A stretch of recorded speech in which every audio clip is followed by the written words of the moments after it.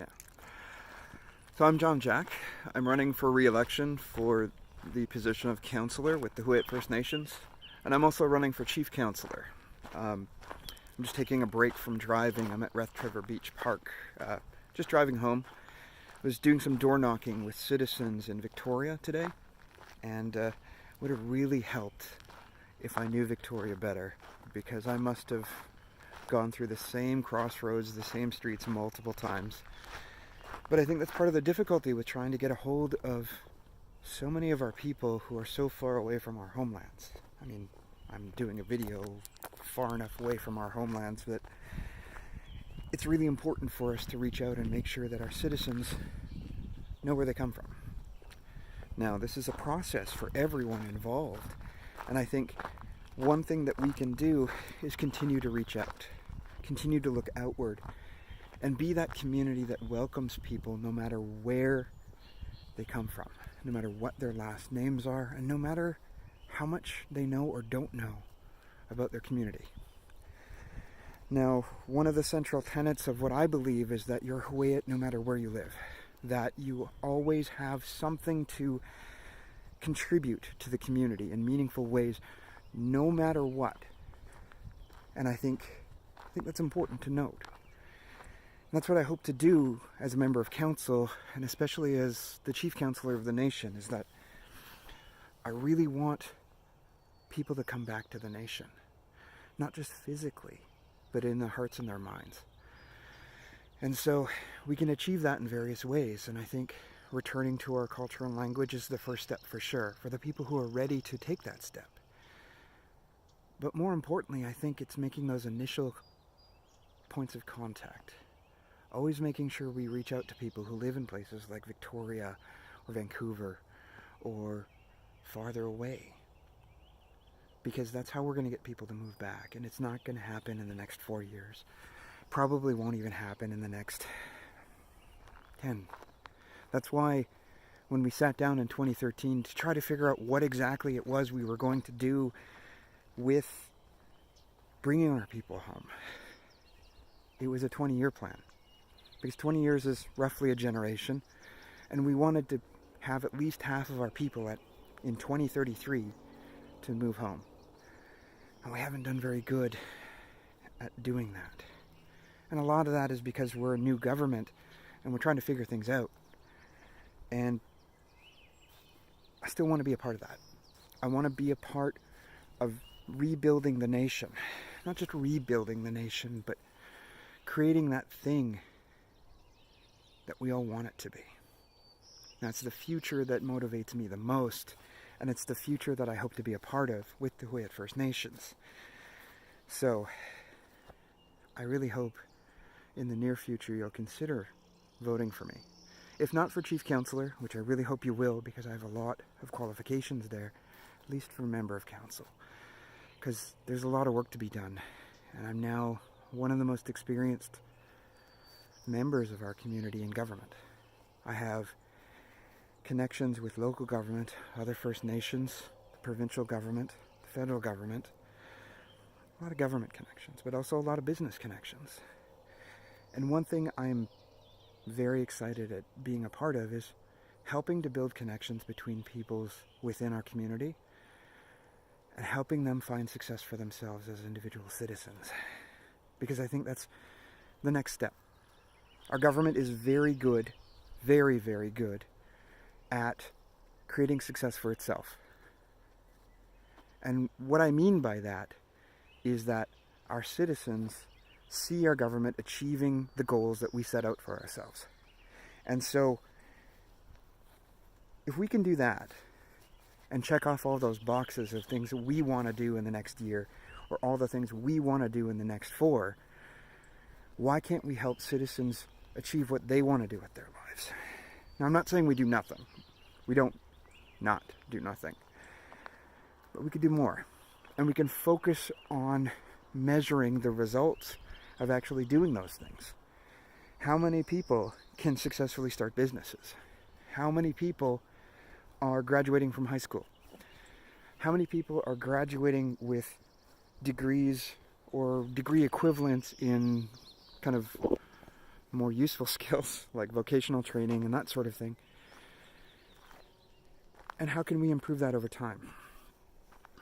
So I really pay attention to what's necessary in regards to how to make good decisions on behalf of a whole community. And I think that's probably because how I came into this community, not through blood, but rather by introduction to people who I didn't really know at the time. So I was introduced to the nation as someone who is from probably one of the smallest, nuclear families in the nation. There aren't a lot of people with my last name out there.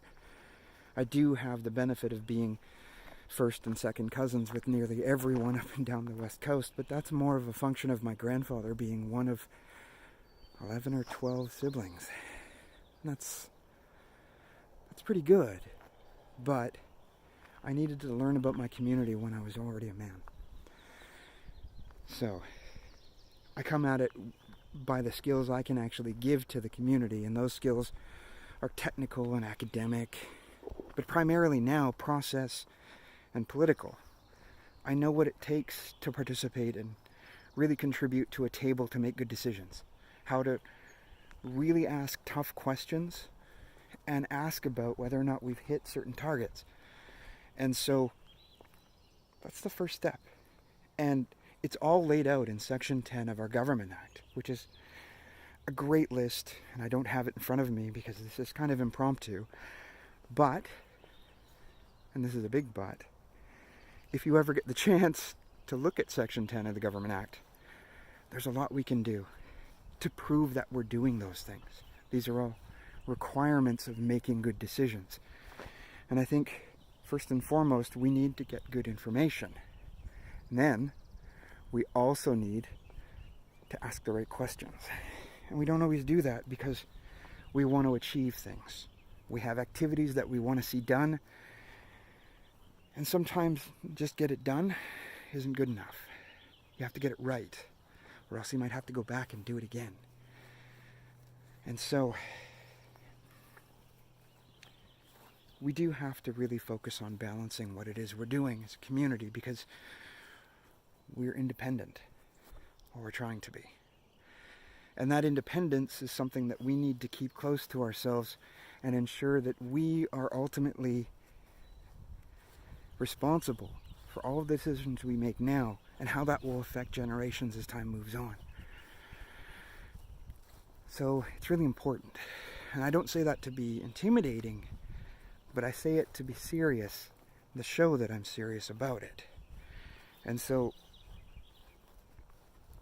I think we can do it together, but I think we have people, and we have to find more people who have the skills to make real decisions based on discipline and an approach to making progress, trackable progress over every quarter, over a year, every term of office, and so on and so forth.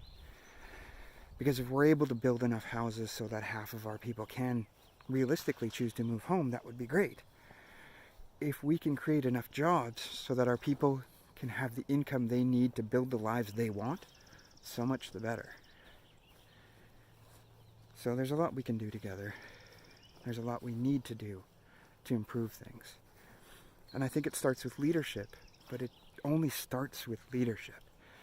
We need to empower our people to find success for themselves so that they can define who it is they want to be without feeling like they're stuck. And I think that's something that everyone wants to do. So, I have some ideas. I have a lot of plans. But whether or not those ideas or plans can move forward isn't dependent just on whether or not they're good ideas, but also whether or not people agree with them. And more importantly, whether or not the people you choose to represent you in government agree with them. Because that's how politics works. So, over the next little while, I hope to do videos that will show you how I'm a team player, how I'm a good leader, especially at those kind of tables, but also someone who can understand what it is we need to do, but also how it is we need to do it. Because it's process that matters just as much when we're talking about what our community is doing together. They're our resources. And so they're not just the government resources. And I think that's something we can focus on and ensure that we get results, but also do it in a way that's fair. And I think that fairness is what slows things down sometimes. But that fairness is also something that guarantees that we're doing it in a way that's fair to everyone in our community. As individuals, as family members, as people who live in different places, but also people who are parts of separate groups or categories of people. And we need to protect our elders. We need to ensure that our children have a safe, healthy community to grow up in. And everything in between. So, I've been rambling on and on because, well, I'm kind of getting my steps in. But I'm also really focusing on the work that we need to do in order to be successful as a community. So, in the next little while, I'll be posting videos or hosting Facebook Live events that will be a combination of what it is I plan to do if I'm the elected leader of our government, or what I hope to do if I'm part of the team, and everything in between. So thank you for joining me and sitting through over 10 minutes of me walking and talking, and my arm getting tired. But if you have any questions or comments, there's still time to get those comments and questions in so that you can make an informed decision on just what it is you're going to do when it comes time to vote. If you're not able to vote in Port Alberni or in Auckland, then it's coming down to making sure that you need to send in your mail-in ballots. And you still have time to do that, especially if you live in British Columbia. If you live outside of British Columbia, you probably want to send it priority. But people who live on the island, you probably have until Monday to get your mail-in ballots in. And for people who live outside the BC area, the sooner the better. But it's not too late. And I hope that I can answer any questions you may have in making your decisions. And you don't have to vote for me. I really want you to. I want you to be informed in how you make your decisions. And I think that's the first step in creating a strong community. So I want to thank you again for watching this video. And I hope to hear from you, either through a message to my page, or a phone call, or an email, or anything in between. Anyway, have a good one. Have a good night. Sleep well.